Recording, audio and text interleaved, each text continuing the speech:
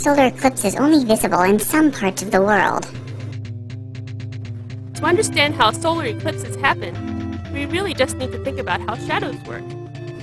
The sun shines on both the Earth and Moon, and both the Earth and Moon cast shadows opposite the direction of the sun.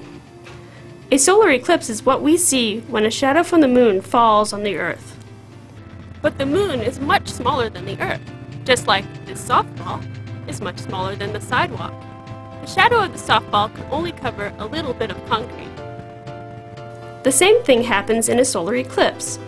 When the Moon is new and is passing between the Earth and the sun, its shadow only covers a small portion of the Earth. Only those people standing directly in the full shadow of the Moon, known as the umbra, see a total eclipse. Someone near the edge of the shadow, called the penumbra, will see a partial eclipse, while someone outside the shadow will see no eclipse at all. A solar eclipse happens somewhere on Earth roughly every year and a half.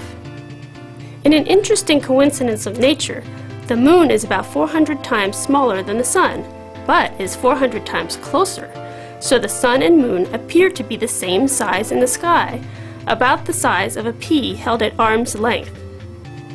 If the Moon were smaller or farther away, we would never have total eclipses, since it would not be large enough to cover the entire Sun.